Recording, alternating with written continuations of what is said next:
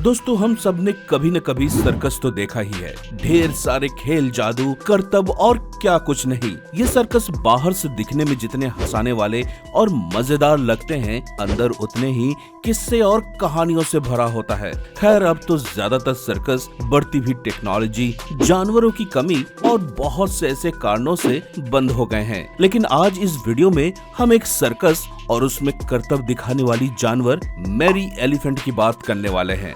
सन 1916 America के Tennessee में स्थित एडविन सिटी नामक शहर में आता है एक सर्कस, जिसे देखने के लिए पूरा शहर बेसब्री से इंतजार करता है। ये वर्ल्ड फेमस स्पार्क सर्कस था, जिसके पूरे देश में चर्चे थे। यूं तो उस सर्कस में बहुत सारी अनोखी चीजें थी, लेकिन उस सर्कस की स्टार थी मैरी नाम की एक हथनी। मैरी दिखने में खूबसूरत होने के साथ साथ विशाल 5 टन वजन वाली हथनी थी। मैरी के कारण सर्कस के ज्यादातर शो हाउसफुल होते थे। मैरी एलिफेंट का जन्म 1894 में हुआ था और 4 साल की उम्र में ही उसे स्पार्क सर्कस द्वारा खरीद लिया गया। तब से मैरी स्पार्क सर्कस से जुड़ गई और धीरे धीरे नए नए करतब सीखने लगी। बहुत जल्दी मैरी सर्कस के सभी लोगों की पसंदीदा बन गई थी और बहुत सारे हैरान कर देने वाली करतब दिखाने लगी थी। मैरी का महावत यानी हाथियों की देखभाल और उनको कंट्रोल करने वाला आदमी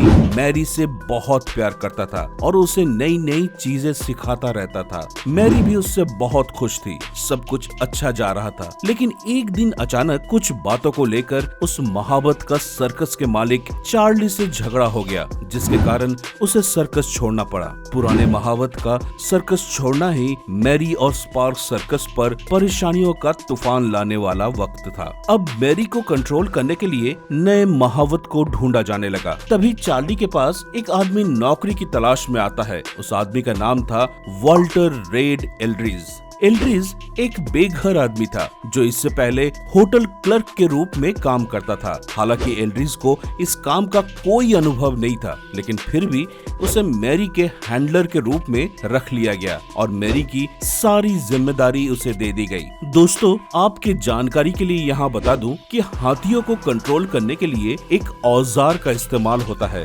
जिसे बुलहुक कहा जाता है, जो कि आगे से भाले की तरह पैना होता है। बुलहुक को हाथी के सिर या कान के पास चुभाया जाता है, जिससे हाथी को लेफ्ट या राइट चलने की डायरेक्शन मिलती है। स्पार्क सर्कस इस नए महावत को साथ लेकर टेनेसी के एक शहर किंग्सपोर्ट में अपना शो करने पहुंच गया। अपने इस शो का प्रचार करने के लिए सर्कस ने एक रोड शो निकालने का निर्णय लिया, ताकि ज्यादा से ज्यादा लोग इस शो के बारे में जान सके और इसे देखने आए। इस रोड शो में सबसे आगे चल रही थी 5 टन की खूबसूरत मैरी। सभी का ध्यान सिर्फ मैरी पर था। लोग मैरी की खूबसूरती और उसका वजन देखकर अचंभित थे। सब अच्छा जा रहा था कि तभी अचानक मैरी को सड़क के किनारे तरबूज का एक टुकड़ा दिखा। मैरी एक नादान जानवर उस तरबूज को खाने के लिए चली गई, लेकिन एल्ड्रिज ने उसे रोकने की कोशिश की। एल्ड्रिज ने बुलहुक से मैरी के कान में मारना शुरू कर दिया।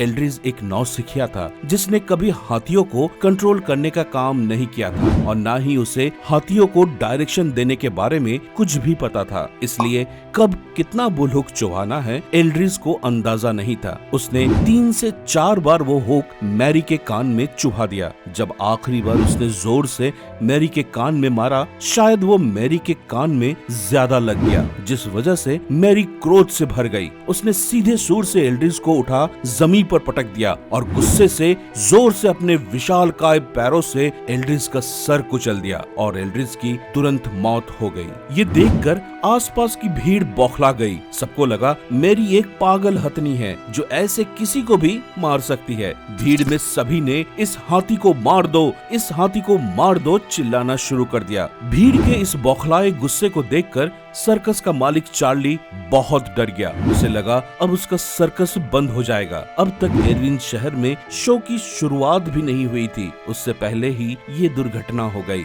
मन में ढेर सारे सवाल और सर्कस बंद हो जाने की डर से चार्ली ने मैरी को उसके किए की सजा देने का फैसला कर लिया। इस पर कई लोगों ने अलग अलग सुझाव दिए। किसी ने कहा कि मैरी को गोली मार दिया जाए, तो किसी ने 2 ट्रेन के बीच में मैरी के चारों पैरों को जंजीर से बांधकर ट्रेन को ऑपोजिट डायरेक्शन में चलाए जाने का सुझाव दिया, जिससे मैरी के शरीर के 2 टुकड़े हो जाएं। दोस्तों जरा सोचिए, इंसान कितना निर्दयी हो सकता है और अपने स्वार्थ के लिए किस हद तक गिर सकता है। इतना ही नहीं, कुछ लोगों ने तो मैरी को इलेक्ट्रिक शॉक देकर मारने का भी सुझाव दिया। आखिर में सर्कस ओनर चार्ली ने फैसला किया कि मैरी को मारने के लिए एक शो किया जाएगा। इरविन सिटी में एक नई रेलवे यार्ड बनने का काम चल रहा था, जहां बड़ी बड़ी क्रेन्स हेवी बॉक्सेस उठाने के काम आती थी। उसी क्रेन की मदद से मैरी को फांसी देकर मारने का फैसला किया जाता है। ये सुनकर सर्कस में काम करने वाले कई लोग निराश हो जाते हैं। सर्कस में काम करने वाली एक महिला ये सुनते ही रोने लगती है।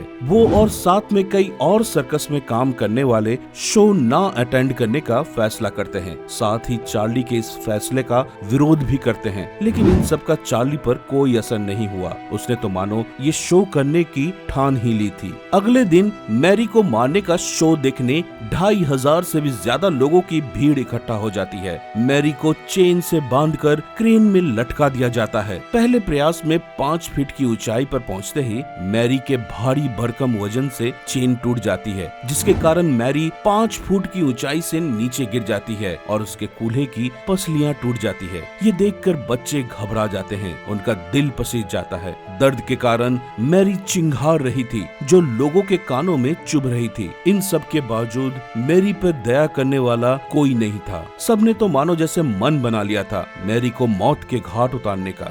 दूसरी कोशिश में और मजबूत चेन लेकर उसे बांधने का फैसला किया जाता है और मैरी को दोबारा लटका दिया जाता है। करीब आधे घंटे तक मैरी हवा में लटक कर तड़पती हुई लोगों से दया की गुहार लगाती रहती है, लेकिन वहाँ मौजूद किसी इंसान में इतनी इंसानियत नहीं बची होती जो ये सब रोक सके। सब मैरी के मौत का तमाशा बड़े उत्साह से देख रहे थे। आधे घंटे बाद मैरी की दर्दनाक मौत हो जाती है। ये सुनते ही स्पार्क सर्कस के कई कर्मचारी सर्कस छोड़ देते हैं। चार्ली ने अपने सर्कस को बचाने के लिए मैरी की जान ले ली, लेकिन उसके इतने मेहनत मशक्कत के बाद भी सर्कस नहीं चल पाया। सर्कस जहाँ जाता उसे मैरी को मारने वाला खूनी सर्कस कहकर भगा दिया जाता। आखिर में स्पार्क सर्कस पूरी तरीके से बंद हो गया। इस हादसे के बाद सिर्फ सर्कस और चार्ली ही नहीं, बल्कि मैरी की मौत का दुष्प्रभाव इरविन शहर और वहाँ के लोगों को भी झेलना पड़ा। इरविन शहर को मैरी के कातिल के तौर पे जाना जाने लगा। जो भी इरविन शहर पहुंचता, सबसे पहले उसके मन में यही ख्याल आता था कि इसी शहर ने एक बेजुबान हाथी मैरी की जान ली थी। दोस्तों, इस घटना को 100 साल से भी अधिक हो गए, लेकिन आज भी इरविन शहर अपने ऊपर से मैरी की मौत का दाग हटा नहीं पाया है। आज भी वहां पहुंचने वाले टूरिस्ट सबसे पहले मैरी की मौत के बारे में पूछते हैं। इरविन शहर ने भी अपनी इस गलती को अपना लिया है। आज इरविन शहर हाथियों को बचाने की पूरी कोशिश कर रहा है। इरविन सिटी का मानना है कि हमने एक मैरी से उसकी जान ले ली, लेकिन हम पूरी कोशिश करेंगे कि कोई और मैरी इस दौर से ना गुजरे। मैरी तो महज एक नाम है, जिसकी कहानी हम जानते हैं, जिसकी मौत के बारे में आपको कई ऑनलाइन आर्टिकल मिल जाएंगे। लेकिन दोस्तों, मैरी की तरह ही ढेरों हाथी आज भी रोज मौत का शिकार हो रहे हैं, जिनकी कहानी ना हम जानते हैं और ना ही इंटरनेट पे मिलेगी। दोस्तों, आपको ये जानकर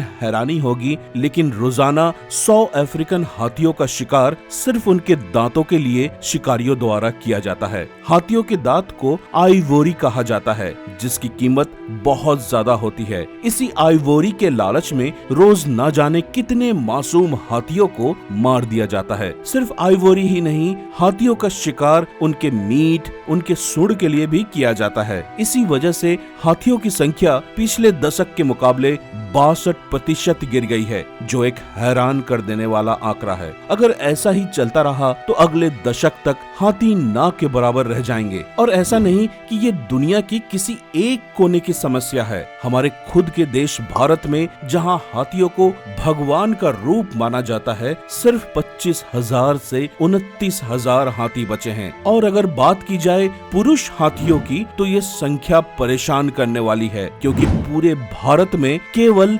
1200 पुरुष हाथी बचे हैं, जिनकी संख्या हर रोज कम होते जा रही है। आज से 100 साल पहले जहां हाथियों की संख्या 1 करोड़ से भी ज्यादा थी, वहीं आज ये संख्या गिर के 6 लाख हो चुकी है। संख्या जो हमें सोचने पर मजबूर कर देता है कि हम कितने नीचे गिर गए हैं और मैरी जैसे कितने हाथियों की अपने स्वार्थ के लिए जान ले ली है। ये आंकड़ा तो सिर्फ हाथियों का था, लेकिन सिर्फ हाथी ही नहीं बल्कि कितने और जानवरों का हर रोज शिकार किया जा रहा है। हर साल लगभग 1 बिलियन जानवरों को उनकी चमड़ी से बनाए जाने वाले लेदर के लिए मार दिया जाता है। ज्यादातर लेदर गाय की चमड़ी से आता है, जिससे लेदर शूज, बेल्ट्स, जैकेट्स जैसे बहुत सारे प्रोडक्ट्स बनते हैं। गाय के अलावा सुअर, मगरमच्छ, सांप, भेड़, बकरी और इनके जैसे कितने और जानवरों को लेदर के लिए मार दिया जाता है। ज्यादातर लग्जरी प्रोडक्ट्स इन मासूम जानवरों को मारकर उनकी चमड़ी शरीर से अलग करके ही बनाया जाता है। दोस्तों, हमें खुद से ये सवाल करने की जरूरत है कि ये सारी लग्जरी पाने के लिए जानवरों को मारना किस हक से सही है। वैसे तो ये सब रोकने के लिए कई नियम और कानून बनाए गए हैं, पर ये सारी चीजें केवल दिखाने के लिए है। ज्यादातर जगहों में आज भी किसी न किसी तरीके से ये सारी इलीगल एक्टिविटीज चालू है। भारत में anti cruelty law for animals और पोका यानी कि prevention of cruelty to animal act 1960 के तहत सरकार ने 50,000 जुर्माना को बढ़ाकर 75,000 और 5 साल की जेल का प्रावधान बनाया है। लेकिन मेरी समझ में इस क्राइम की और कठोर सजा होनी चाहिए और जानवरों के चमड़े से बने लेदर प्रोडक्ट्स बंद हो जाने चाहिए। हजारों एनिमल राइट एक्टिविस्ट्स इसकी मांग के लिए सरकार से रोज गुहार लगा रहे हैं। दोस्तों, इस देश में कितने भी कठोर कानून बना दिए जाए, लोग उसे किसी न किसी तरीके से तोड़ने के रास्ते ढूंढ ही लेते हैं। तो क्या इन जानवरों की हत्या बंद करने का कोई और रास्ता नहीं? रास्ता है। अगर हम सब मिलकर ये फैसला ले कि जानवरों से बनी सारी चीजों का हम बहिष्कार कर देंगे, तभी इस क्रूर हत्या को रोका जा सकता है। दोस्तों, आपकी इस बारे में क्या राय है? हमें कमेंट करके जरूर बताएं। आपको अगर ये वीडियो अच्छी लगी हो और आपको हमारी वीडियो से कुछ नॉलेज मिला हो तो हमारी वीडियो को लाइक करें और ऐसे ही और नॉलेजेबल वीडियोस को देखने के लिए हमारे YouTube channel ready steady knowledge को सब्सक्राइब जरूर करें और बेल आइकन को दबाना ना भूलें, ताकि हमारी सभी लेटेस्ट वीडियोस की अपडेट्स सबसे पहले आप तक पहुंच सके। तब तक के लिए अलविदा, जय हिंद।